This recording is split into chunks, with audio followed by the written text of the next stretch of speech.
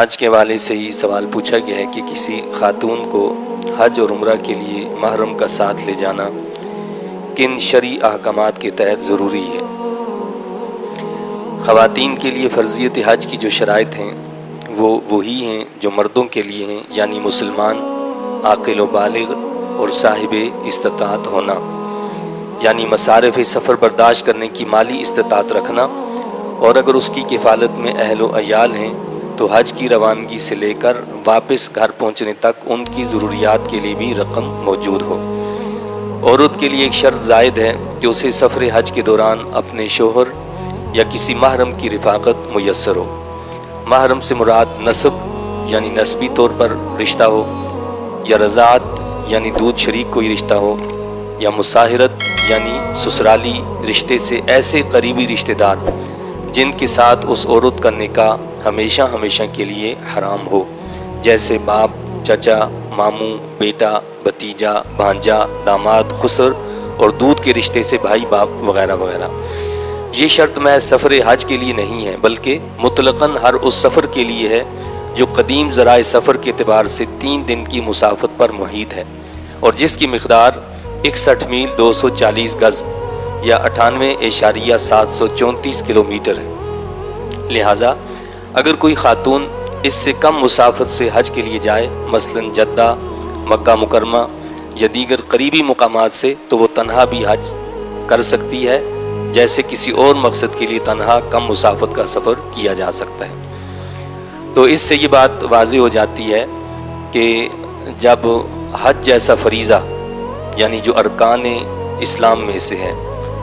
کہ جس طرح نماز پڑھنا، زکوٰۃ دینا،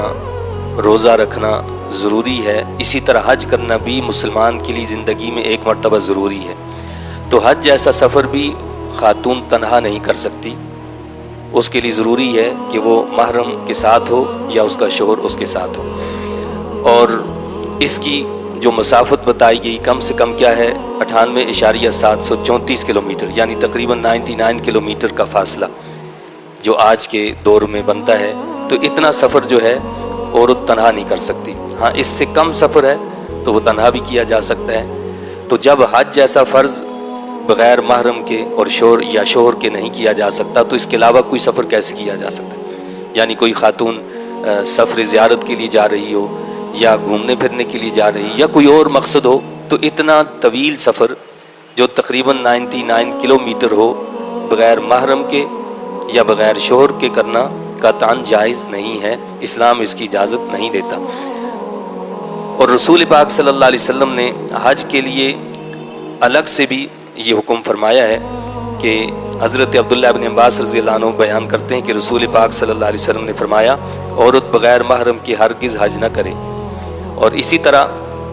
مطلقاً بھی اللہ کے نبی صلی اللہ علیہ وسلم نے سفر کے حوالے سے فرمایا۔ حضرت عبداللہ بن عمر رضی اللہ تعالیٰ عنہ بیان کرتے ہیں کہ رسول پاک صلی اللہ علیہ وسلم نے فرمایا کہ کوئی عورت بغیر محرم کے 3 دن کا سفر نہ کرے۔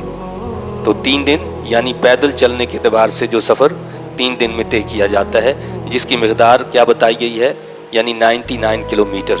اب وہ سفر چاہے جہاز کے ذریعے سے 1 گھنٹے کے اندر ہو جائے یا تیز ترین گاڑی کے ذریعے سے چند گھنٹوں میں وہ طے ہو جائے، لیکن اس میں محرم کا ساتھ ہونا اس کے ضروری ہے۔ فقہائے امت میں سے امام ابو حنیفہ نعمان بن ثابت رضی اللہ تعالیٰ عنہ اور امام احمد بن حنبل رحمۃ اللہ علیہ کا یہ مسلک ہے کہ عورت کسی بھی صورت میں محرم یا شوہر کی رفاقت بغیر سفر حج پر نہیں جا سکتی۔ تو ہمارے امام صاحب یعنی امام اعظم ابو حنیفہ رحمۃ اللہ علیہ کا یہ مسلک ہے، اور فقہ حنبلی کا بھی یہی مسلک ہے کہ سفر حج بھی بغیر محرم کے نہیں کیا جا سکتا۔ باقی سفر تو ویسے ہی ممنوع ہے، سفر حج بھی بغیر محرم کے عورت کے لیے جائز نہیں ہے۔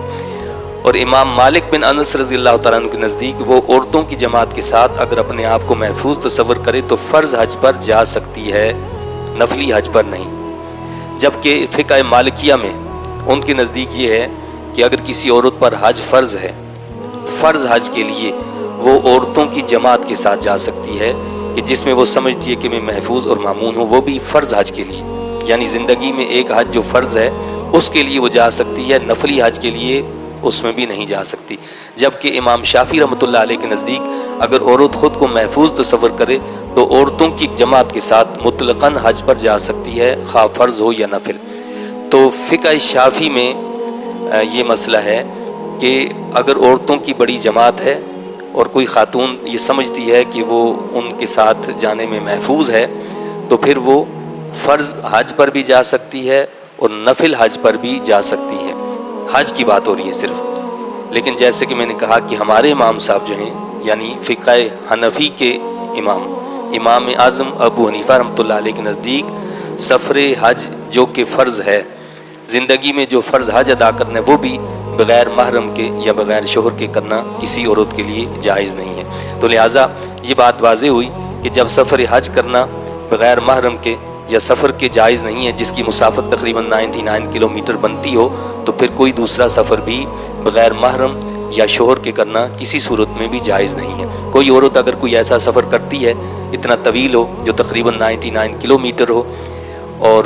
ساتھ میں اس کے محرم نہ ہو یا شوہر موجود نہ ہو تو ہر قدم پر اس کے لیے گناہ لکھا جاتا ہے، وہ گناہ گار ہوتی ہے۔ اللہ تعالی ہمیں مسائل شرعیہ کو سیکھنے سمجھنے کی اور سمجھ کر ان کے مطابق عمل کرنے کی توفیق عطا فرمائے۔ آمین۔ وآخر دعوانا ان الحمد للہ رب العالمین۔